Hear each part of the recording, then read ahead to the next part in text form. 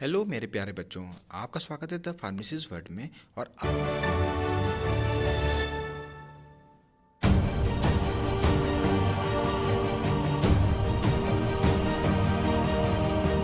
आज हम लोग जो है मायोकार्डियल इन्फेक्शन के बारे में बात करेंगे।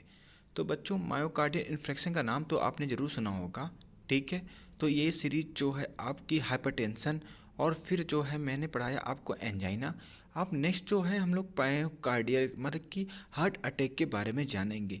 आखिर होता क्या है और इसमें देखते क्या हैं, क्या इसके साइन होते हैं, ठीक है, क्या इसकी पैथोजेनेसिस हो सकती है, ठीक है बच्चों। और इसके मैनेजमेंट के बारे में हम लोग डिटेल में स्टडी करेंगे। तो देखो बच्चों, यहाँ पे देखो ये बंदा है, ठीक है। अपने अपने देखो इसको दर्द हो रहा है, ठीक है। मतलब कि पहले तो एंजाइना जैसी कंडीशन आई जैसा कि तुम पढ़े होगे, फिर इसको हार्ट अटैक आ रहा है, ठीक है। तो ये सारी चीज़ें जो है आगे हम लोग देखेंगे। तो देखो बच्चों, यहाँ पे कुछ ऐसे वर्ड्स हैं उसको देखते हैं। तो देखो, मायो मीन्स होता है मसल, ठीक है। मायोकार्डी, कार्डियक मतलब होता है हार्ट, ठीक है। तो मायो मतलब मसल और कार्डियक मतलब होता है हार्ट। और इन्फेक्शन का मतलब होता है death of the tissue due to lack of oxygen supply. इसका मतलब समझने की कोशिश करना। जैसे कि ये हमारी पाइप है, मतलब कि आर्टरी है। अब ये आर्टरी जो है मसल्स को, ठीक है, क्या कर रही थी, ब्लड पहुंचाती थी ऑक्सीजन के लिए। ब्लड पहुंचाती थी मतलब कि ऑक्सीजन सप्लाई करती थी। तो ब्लड के अंदर का ऑक्सीजन होता है, ठीक है। कैसे होता है, हीमोग्लोबिन होता है। हीमोग्लोबिन हीम प्लस ग्लोबिन से बना होता है। वो जो होता है ऑक्सीजन कैरी करने का काम करता है, ठीक है बच्चों। तो इसमें देखिए, तो ये बोला इन्फेक्शन का मतलब क्या होता है, death of the tissue due to lack of the blood supply. मतलब कि ब्लड की सप्लाई ना होने के कारण टिश्यू का डेथ हो जाना, ठीक है। अब देखो, it is also called the heart attack. इसको हम लोग हार्ट अटैक भी कहते हैं। इसमें देखो क्या होता है, इसको हार्ट अटैक हम लोग कह ही रहे हैं क्योंकि भाई हार्ट अटैक भी तो यही है जो कि ये जो पूरी जो क्या नाम है, मैं कलर चेंज कर देता हूँ, रेड में कर देता हूँ, अच्छा लगेगा थोड़ा, ठीक है। तो ये रेड जो लाइन है इसमें जो होता है कोलेस्ट्रॉल जमा हो गया, फैट जमा हो गया, ठीक है। तो इसमें क्या हुआ, जो ब्लड सप्लाई हो रही थी उसमें नहीं हो पाएगी। और ब्लड सप्लाई ना होने के कारण जो होता है उसमें क्या होता है कि मसल्स को ऑक्सीजन नहीं मिल पाएगा और उसमें जो होगा फिर पेन होगा, ठीक से। और पूरी तरह से यदि ब्लॉक हो गया तो फिर हार्ट अटैक बन जाता है, ठीक है। तो it is occur when the coronary artery become the block and the part of the myocardial muscle become death, ठीक है। मायोकार्डियल जो मसल्स हैं, ठीक है, वो डेथ कर जाएं due to the prolong lacking of oxygen supply in the muscle cell. जो कार्डिया की मसल सेल्स हैं उनको ऑक्सीजन ना मिलने के कारण वो डेथ कर जाए, this is known as heart attack, ठीक है। हार्ट काम करना ही बंद कर देगा, ठीक है। तो बच्चों, यहाँ पे एक क्लिनिकल एग्जामिनेशन है जो कि डेविडसन की बुक से मैंने लिया है, बहुत ही ज़बरदस्त है। और यहाँ पर क्या नाम है कि ये एंजाइना का ही पार्ट है और इसको मायोकार्डियम में भी आप लिख सकते हो, ठीक है। आपके नंबर को इंक्रीज भी करेगा और आपको डायग्नोसिस में भी हेल्प कर सकता है थोड़ी मोड़ी, ठीक है। यदि यदि आप जैसे कि आपका ये हेल्प जैसे कि क्या होता है कि बहुत सारे पेशेंट होते हैं मायोकार्डियल को होते हैं, किसी को किसी रिपोर्ट दिखाई देती है, बताइए इसमें क्या है। तो आपको थोड़ी मोड़ी चीज़ें आनी चाहिए, इसलिए मैं इस सबको डाल देता हूँ कि इंटरेस्टिंग बनी भी रहे और आपको जो है थोड़ी मोड़ी समझ में भी आए। कहीं जाएँ हॉस्पिटल में, यदि आपकी जब पोस्टिंग लगेगी तो वहाँ पर जो है आपको थोड़ी मोड़ी चीज़ें समझ में आनी चाहिए, ठीक है। तो वहाँ पर जितने भी फिजिशियन होते हैं, क्लिनिकल फार्मासिस्ट होते हैं, आपको यदि मिलते हैं तो वहाँ पर जो है उनके साथ आप बात कर सकें, थोड़ी मोड़ी पूछ सकें, जिससे कारण कि आपको भी कोई चीज़ किसी डिजीज़ को एक्सप्लेन करने में आसानी हो अपने पेशेंट को जो आपकी फार्मेसी पे आए या आपसे कोई चीज़ पूछे जाए, ठीक है। तो यहाँ पर देखिए, इसीलिए मैं PQRST, ठीक है। देखिए P है, यहाँ पर देखिए थोड़ा सा उभार है, ठीक है। यहाँ पे Q है, R है, S है, T है, ठीक है। तो यहाँ पर अलग अलग जो है इनके सेगमेंट है उसके ऊपर हम लोग देख सकते हैं। तो इसमें देखिए ST, ये नीचे वाला जो है, नीचे S और ये T है, ठीक है। ये सेगमेंट आपको देखने को मिल जाते हैं। एक्सप्लेन करने की कोशिश की है। तो देखिए यहाँ पर मैंने आपको बताया कि ये एस और टी सेगमेंट होता है। तो क्या आखिर इसके एंजाइना के एमआई के आइडेंटिफाई करने के करेक्ट तरीके होते हैं, उसके ऊपर हम लोग बात करेंगे। तो देखिए, आपको कहीं भी ईसीजी दिखता है तो ईसीजी को देखने का तरीका देखिए क्या है। From the exercise including ST depression, ठीक है। A planar ST depression is usually indicate of the myocardial ischaemia, ठीक है। ये प्लेनर एसटी डिप्रेशन है। तो यहाँ पे ए वाला देख लीजिए, ठीक है, ये प्लेनर है, ठीक है। तो मायोकार्डियल इस्कीमिया है। ये डाउन स्लोपिंग है, देखिए यहाँ पे डाउन स्लोपिंग हुई है, ये प्लेनर था। Down sloping depression also usually indicate the myocardial ischaemia. और सी है अप स्लोपिंग, देखिए ऐसा है, अप स्लोपिंग हो रही है यहाँ पर, ठीक है। तो अप स्लोपिंग डिप्रेशन में भी, ठीक है, यहाँ पे अप स्लोपिंग डिप्रेशन है तो में भी नॉर्मल फाइंडिंग। तो यहाँ पर ऐसी चीज़ें हैं जो आपको पता होनी चाहिए, जैसे कि ईसीजी देखना आसान होता है यदि मायोकार्डियल इस्केमिया है, ठीक है। तो ये सब चीज़ें आपको देखने को मिल जाती हैं। फिर आते हैं इसके ईटीयू पैथोजेनेसिस के बारे में। देखिए the most common cause of MI the formation of occlusive thrombus, ठीक है। जैसा कि हम सब जानते हैं कि ब्लड क्लॉट का फॉर्मेशन होना, ठीक है। यहाँ पे ब्लड क्लॉट का फॉर्मेशन हो जाता है, जैसे कि यहाँ पर फैट और डिपॉजिट हुए और यहाँ पे ब्लड क्लॉट बन गया, ठीक है। मैंने आपको पहले भी एक्सप्लेन किया, यदि नहीं देखे हैं तो पहले जाके वीडियो पहले देख लीजिएगा उसको, ठीक है, तभी आपको समझ में आएगा। तो at the site of the, ठीक है, rupture of the atheromatous plaque in the coronary artery, ठीक है। तो यहाँ पर आपको देखने को मिलता है कि एंथ्रोमेटस जो प्लेग होता है इन क्रोनी आर्टरी में वो बन जाता है, ठीक है। तो ये सब चीज़ें हैं, वही प्लेग बन जाना। यहाँ पे ऐसी बहुत बड़ी बात नहीं बोली है, मैं बता रहा हूँ एथ्रोमेटस प्लेग का मतलब क्या है। जैसे कि यहाँ पर ये आपकी आर्टरी है, यहाँ पे फैट का डिपोजिशन हो रहा है, ठीक है। मान लीजिए फैट वोट का डिपोजिशन हुआ, ठीक है। अब यहाँ पर जो होता है, क्या हुआ कि वो क्या हुआ, क्या नाम है कि, एक मिनट में बता देता हूँ, हाँ, यहाँ पे क्लॉथ का फॉर्मेशन हो गया, ठीक है। तो ये हार्टे में बदल गया। तो ये सब कंडीशन है और यही जो है दिक्कत कॉज करता है क्रोनिक आर्टरी में, जो कि ब्लड या का सप्लाई जो होता है हार्ट के मसल्स को नहीं हो पाता है, हार्ट फेल हो जाती है, ठीक है।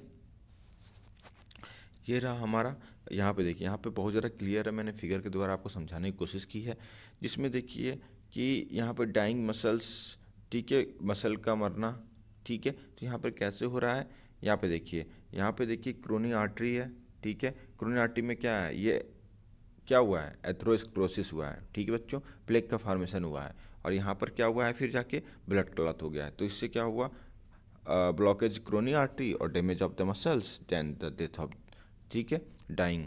तो क्या कहते हैं, ये सब चीज़ें जो होती हैं, हार्ट अटैक है। अब आप बच्चों सबको समझ में आ गया होगा एंजाइना हार्ट अटैक में क्या अंतर है, और कोई भी पूछेगा तो आप बता भी दीजिएगा, ठीक है। और इसको रटने की जरूरत नहीं, आराम से इसको समझिए, आराम से समझ में आ जाएगा, ठीक है।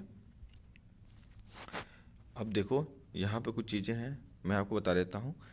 STEMI take place when the coronary artery thrombus form rapidly, unstable angina can progress into M I and sudden death, possible STEMI complete are. देखिए स्टेमी का मतलब क्या होता है, S T elevation myocardial infarction, ठीक है।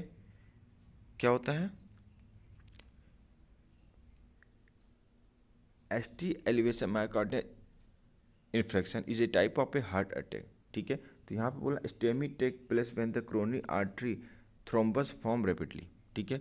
और unstable angina हमको पढ़ाया हूँ मैंने, ठीक है, can be progress to M I and certain death, possible STEMI complication are, जैसे एरिथमिया हो जाए, मतलब कि हार्ट बीट का बढ़ना या घटना, ठीक है, ब्रेडिकार्डिया, ट्रेडिकार्डिया, ठीक है, rupture of A papillary muscle, ventricular remodelling, acute heart failure, embolism leading two stroke और वेंटिकुलर, ठीक है, एन्यूरिज्म।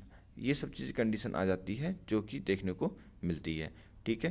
तो ये स्टेमी है क्या, इस type of the heart attack that the more serious and the has greater risk of the serious complication and death, ठीक है। तो ये स्टेमी होता है, यहाँ पे आप देख सकते हैं, आपको ये सिंबल दर्शाया गया, यहाँ पे भी हम यहाँ देख सकते हैं एस टी एलिवेशन है, ठीक है। तो यहाँ पे इतना ही बस आप जानिए कि स्टेमी होती है और इसका क्या रोल है, ठीक है। अब नेक्स्ट बात करते हैं हम लोग क्लिनिकल मैनिफेस्टेशन की, ठीक है। क्लिनिकल मैनिफेस्टेशन में क्या होता है, चेस्ट पेन होगा, ठीक है, डिस्पीनिया होगा, फैटिग्यू, अदर सिम्टम में इंक्लूड हो सकते हैं जैसे increasing sweating, weakness, nausea, vomiting, light headache, headedness, palpitation, anxiety, sleepiness, hypertension, hypotension, arrhythmia, chest pain, less in women, और they are more symptom in the weakness, fatigue, ये सब चीज़ें देखने को मिल जाती हैं, ठीक है। तो इसको आप याद कर लीजिएगा या लिख लीजिएगा, 500 सिम्टम ये भी याद कर लेते हो तो उस बाकी सिम्टम आप जो है खुद सोच के बना सकते हो कि बेटा क्या एक हार्ट अटैक जो आता है किसी को तो क्या क्या सिम्टम उसमें हो सकते हैं, ठीक है। अब देखो यहाँ पे है, इसको मैं और फिगर के द्वारा समझाता हूँ। जो बंदे याद नहीं करना चाहते हैं, बच्चे याद नहीं करना चाहते, इस फिगर को याद कर लीजिएगा, आपको आपके दिमाग में एक बैठ जाएगा, ठीक है।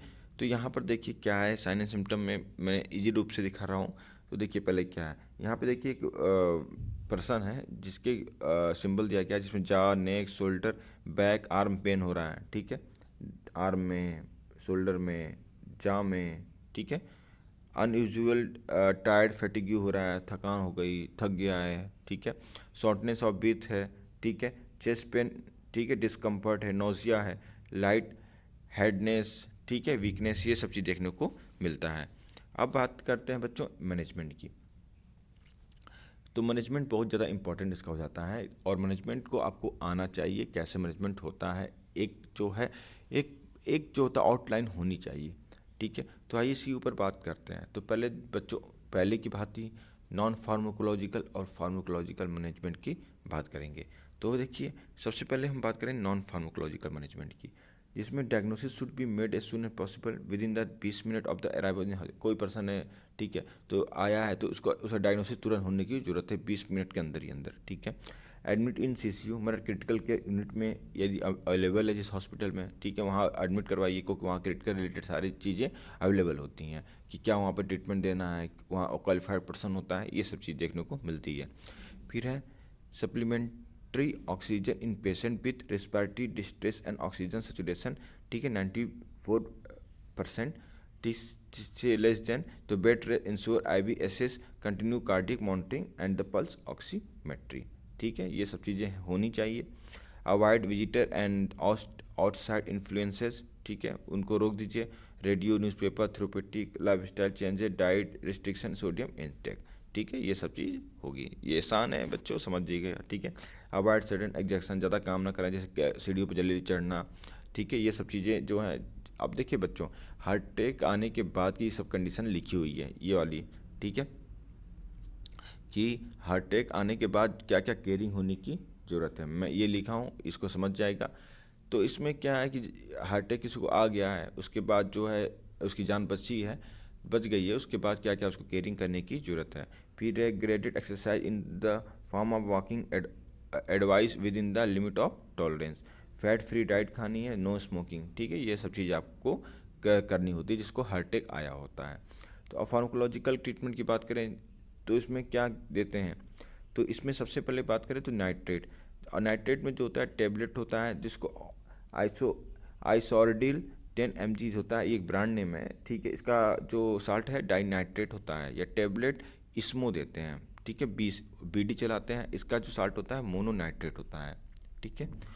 फिर बच्चों बात कर लें ने सब लिक्वल सब नाइट्रेट 5 mg देते हैं। SOS होता है मतलब रिक्वायर्ड हो तब, अटैक के इमिडिएटली इफ पेन, और keep a sublingual tablet always a hand pocket, सब जगह रखना होता है, ठीक है, कि कहाँ जरूरत पड़ जाए। फिर टेबलेट है कार्डेक 1.25 mg, ठीक है, इसमें रिमिप्रिल होता है, एक ऐसी इनहिबिटर होता है, या टेबलेट इसमें जो है मोटेलॉर XL 25 mg OD, ठीक है, एक बीटा ब्लॉकर है।